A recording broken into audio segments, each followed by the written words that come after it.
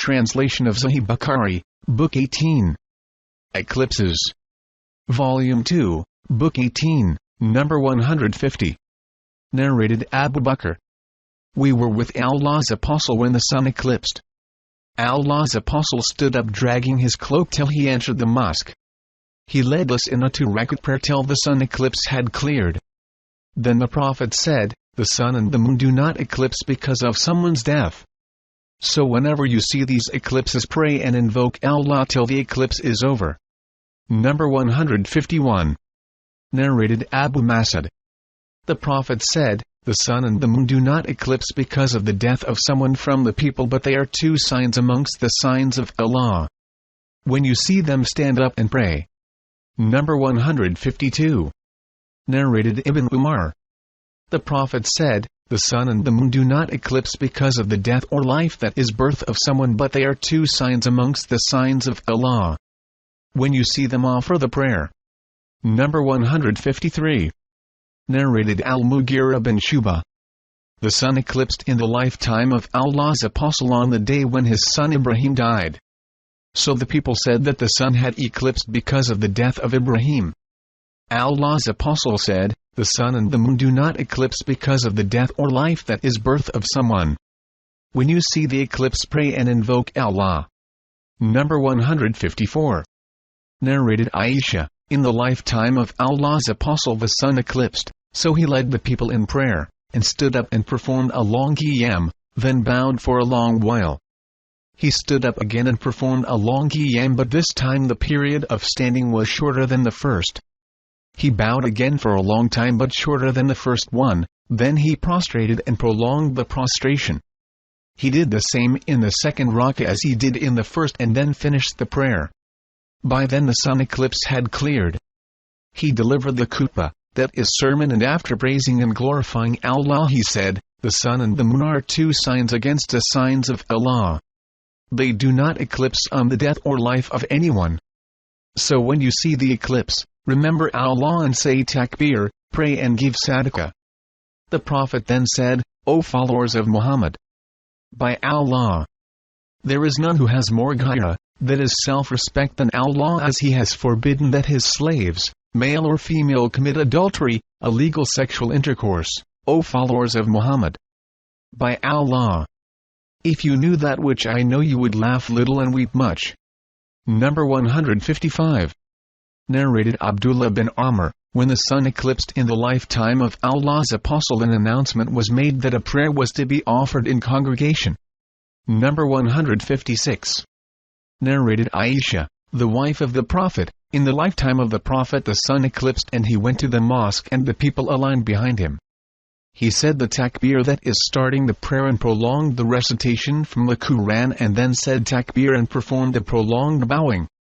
Then he lifted his head and said, "Sami Allahu liman hamida." Allah heard him who sent his praises to him. He then did not prostrate but stood up and recited a prolonged recitation which was shorter than the first recitation. He again said takbir and then bowed, a prolonged bowing but shorter than the first one, and then said, "Sami Allahu liman hamida, Rabbana wa lakal hamd." Allah heard him who sent his praises to him.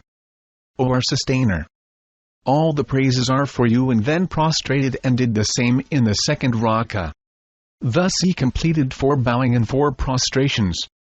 The sun eclipse had cleared before he finished the prayer. After the prayer he stood up, glorified and praised Allah as he deserved, and then said, "The sun and the moon are 2 of the signs of Allah. They do not eclipse because of the death or the life, that is birth of someone. When you see them, make haste for the prayer." Narrated Azari. I said to Ursa, when the sun eclipsed at Medina, "Your brother Abdullah bin Zubair offered only a 2-rakat prayer like that of the morning Fajr prayer." Ursa replied, "Yes, for he missed the Prophet's tradition concerning this matter." Number 157. Narrated Aisha, the wife of the Prophet, on the day when the sun kasafat, that is eclipsed, Allah's Apostle prayed. He stood up and said takbir and recited a prolonged recitation, then he performed a prolonged bowing, then he raised his head and said, "Sami Allahu liman hamida," and then remained standing and recited a prolonged recitation which was shorter than the first. Then he performed a prolonged bowing which was shorter than the first. Then he prostrated and prolonged the prostration, and he did the same in the second rak'ah as in the first, and then finished the prayer with taslim. By the time the sun eclipse had cleared, he addressed the people and said, "The sun and the moon are two of the signs of Allah. They do not eclipse, yaksafun, because of the death or the life, that is birth of someone.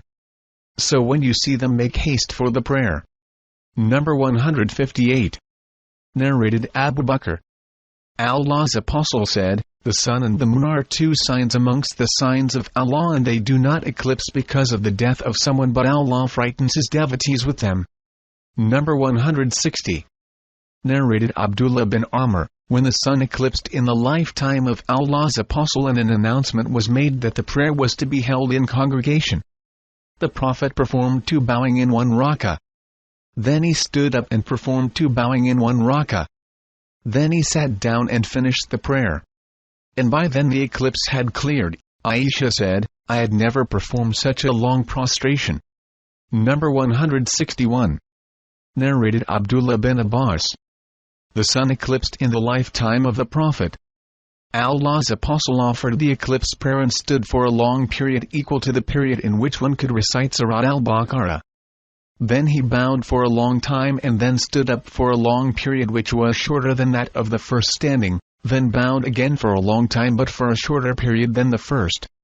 Then he prostrated twice and then stood up for a long period which was shorter than that of the first standing. Then he bowed for a long time which was shorter than the previous one, and then he raised his head and stood up for a long period which was shorter than the first standing. Then he bowed for a long time which was shorter than the first bowing, and then prostrated twice and finished the prayer.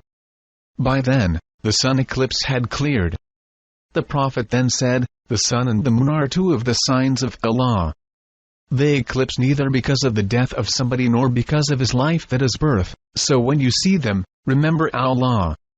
The people say, "O Allah's Apostle, we saw you taking something from your place and then we saw you retreating." The Prophet replied, "I saw paradise and stretched my hands towards a bunch of its fruits, and had I taken it, you would have eaten from it as long as the world remains. I also saw the hellfire, and I had never seen such a horrible sight. I saw that most of the inhabitants were women." The people asked, "O Allah's Apostle, why is it so?" The Prophet replied, "Because of their ungratefulness." It was asked whether they are ungrateful to Allah. The Prophet said, "They are ungrateful to their companions of life, husbands, and ungrateful to good deeds.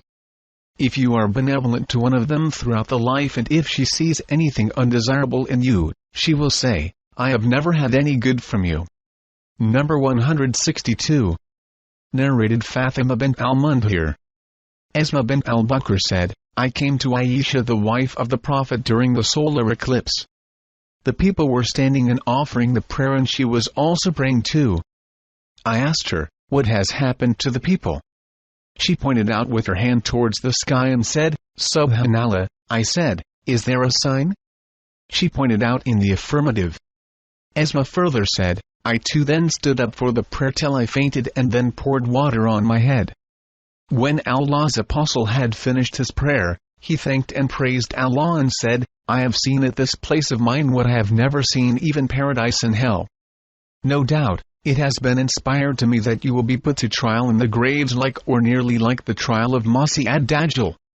I do not know which one of the two.' Asma said, 'The angels will come to every one of you and will ask, what do you know about this man that is Muhammad, the believer or a firm believer?' I do not know which word Asma said will reply, 'He is Muhammad, Allah's Apostle, who came to us with clear evidences and guidance, so we accepted his teachings, believed and followed him.' The angels will then say to him, 'Sleep peacefully, as we knew surely that you were a firm believer.' The hypocrite or doubtful person, I do not know which word Asma said, will say, 'I do not know. I heard the people saying something, so I said it the same.' Number 163. Narrated Asma. No doubt the Prophet ordered people to manumit slaves during the solar eclipse. Number 164. Narrated Amr bint Abdurrahman. A Jewess came to Aisha to ask her about something, and then she said, 'May Allah give you refuge from the punishment of the grave.' So Aisha asked Allah's Apostle, 'Would the people be punished in their graves?' Allah's apostle asked Allah's refuge from the punishment of the grave, indicating an affirmative reply. Then one day Allah's apostle rode to leave for some place, but the sun eclipsed. He returned on the forenoon and passed through the rear of the dwellings of his wives and stood up and started offering the eclipse prayer, and the people stood behind him. He stood for a long period and then performed a long bowing and then stood straight for a long period which was shorter than that of the first standing. Then he performed a prolonged bowing which was shorter than the first bowing. Then he raised his head and prostrated for a long time and then stood up for the second rak'ah for a long while, but the standing was shorter than the standing of the first rak'ah. Then he performed a prolonged bowing which was shorter than that of the first one. He then stood up for a long time but shorter than the first, then again performed a long bowing which was shorter than the first, and then prostrated for a shorter while than that of the first prostration. Then he finished the prayer and delivered the sermon and said what Allah wished, and ordered the people to seek refuge with Allah from the punishment of the grave. Number 165. Narrated Abu Mas'ud. Allah's apostle said, "The sun and the moon do not eclipse because of someone's death or life, but they are two signs amongst the signs of Allah, so pray whenever you see them." Number 166. Narrated Aisha. In the lifetime of the Prophet the sun eclipsed, and the Prophet stood up to offer the prayer with the people and recited a long recitation. Then he performed a prolonged bowing, and then lifted his head and recited a prolonged recitation which was shorter than the first. Then he performed a prolonged bowing which was shorter than the first and then lifted his head and performed 2 prostrations.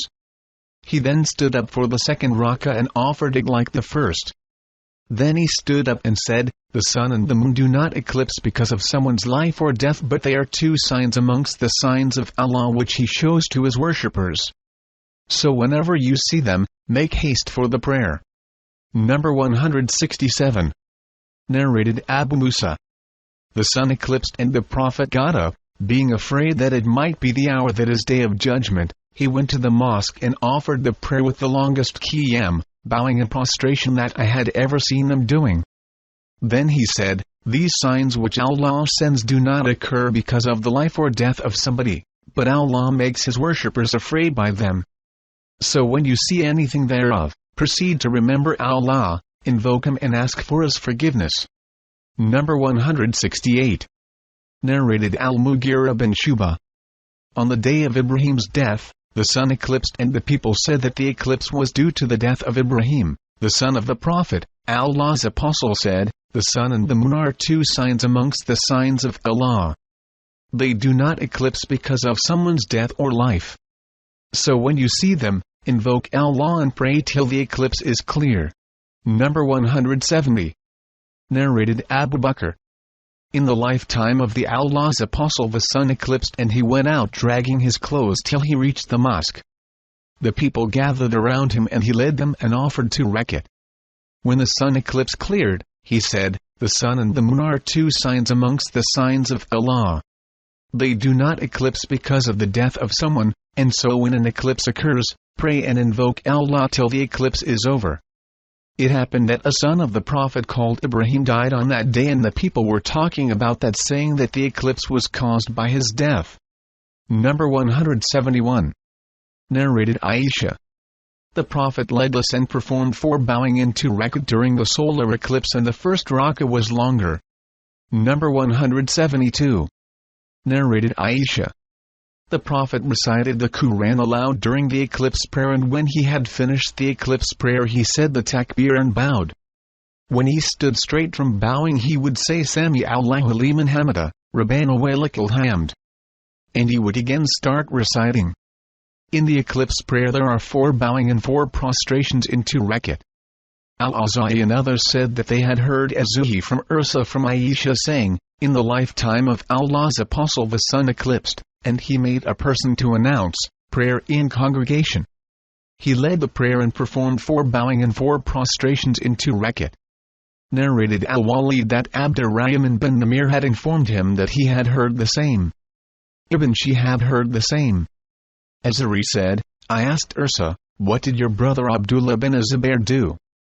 He prayed 2 rak'at of the eclipse prayer like the morning prayer, when he offered the eclipse prayer in medium." Ursa replied that he had missed, that is, did not pray according to the Prophet's tradition. Sulayman bint Kathir and Sufyan bin Hussein narrated from Azari that the prayer for the eclipse used to be offered with loud recitation.